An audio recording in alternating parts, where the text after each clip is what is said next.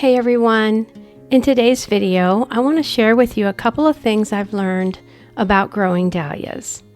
I'm not going to talk about how to store tubers and gather seeds and things like that, but this is just basically some things I've learned to have success in growing dahlias. One of the things I've learned about growing dahlias is the importance of deadheading them regularly and cutting off the spent blooms. The more spent blooms you remove, the more your dahlia will want to bloom.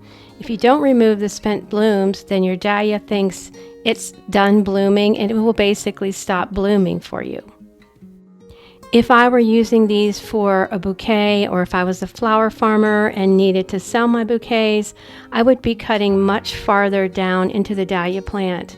That would also result in a bushier dahlia plant, but because I'm cutting these for my daughter's birthday and I'm putting them in small bud vases, then I'm not cutting very far down into my dahlia plant. You'll want to harvest your blooms for the longest vase life when they are almost completely fully opened, but before the petals have started to curl back. It's also best to harvest your dahlias early in the morning or in the evening, and to make sure that your dahlia plants have been completely hydrated before you harvest your dahlia blooms.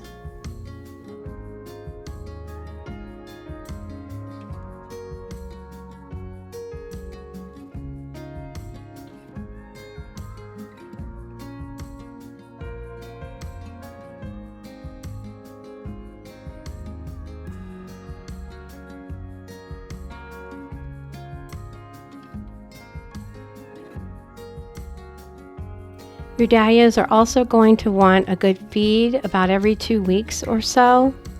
I like to use a fish and seaweed fertilizer that's low in nitrogen. This is Rose and Flowering from Neptune's Harvest. You can see it's low in nitrogen. The NPK there, the phosphorus, is the middle number, and that will help you to get more blooms.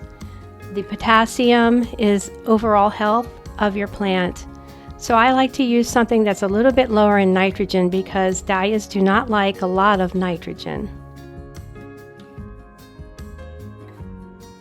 A fertilizer that is too high in nitrogen will cause your dahlia plant to put on more foliage and less blooms. So you really want to focus on that middle letter, which is your phosphorus, and that will give you more showy blooms on your dahlia plant.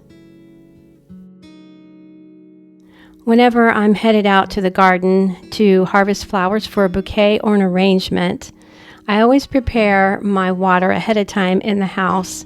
I use lukewarm water in clean vessels. I add a packet of flower food and I keep those on hand. Sometimes I add a couple drops of bleach, especially when I know I'm harvesting one of the dirty dozen, and dahlias are one of the dirty dozen. They can put off some bacteria in the water. Sometimes I'll add some quick dip to the water when I know that it's something that hydrates a little bit more difficultly. And we had a visitor while we were filming, a butterfly, so sweet.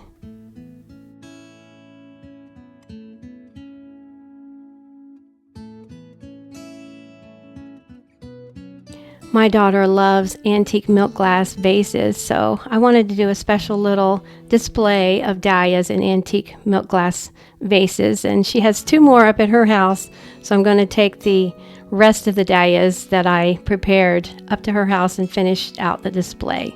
But I think they look really pretty. There's Diva and Cornell and Milena Fleur there of the dahlias. You do see one that's not fully opened. That one will not open anymore, but it was part of the other dahlia, so I thought it looked kind of pretty.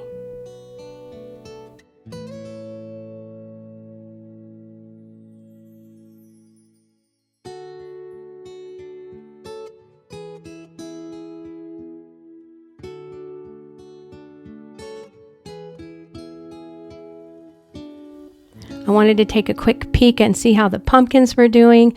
These are 70-day pumpkins, and I sowed the seeds at the end of July. And since this video, they have gotten huge. So hopefully I will be getting some pumpkins soon.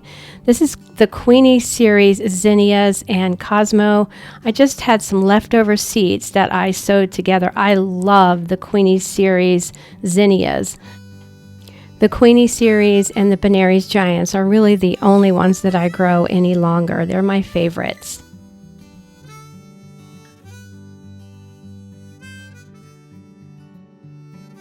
And then I decided I wanted to cut some of this Triloba rudbeckia for a picture that I have for my house to go on my table. I really like the Triloba. I've grown it for the last 2 years.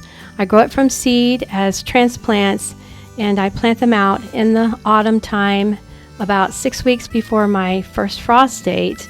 They winter over. Triloba rudbeckia and all the rudbeckias are basically a cool flower. However, I think I'm going to stick with some of the shorter rudbeckia varieties from now on. As much as I love Triloba, it dries beautifully, and I like just having it by itself in a vase. It is so big and it is such a prolific bloomer that I can't keep ahead of it.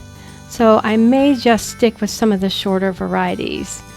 But I do love it in a vase by itself, and this copper pitcher is perfect for this rudbeckia.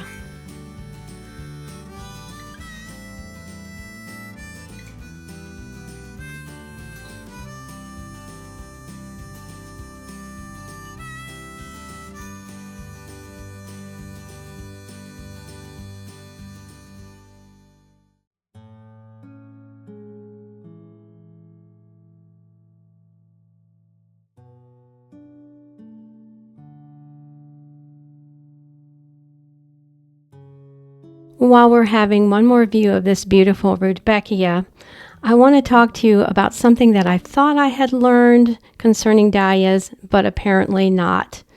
It's really important to properly stake your dahlias. We had a windstorm over the weekend and I lost 2 of my dahlia plants. I was so sad. I thought I had them staked properly, but I did not. So I don't want to leave you on a sad note. I'll give you some views of some of the dahlias that I have grown in the past. Thank you so much for being here. I appreciate each and every one of you. And until next time, friends, happy gardening. Bye-bye.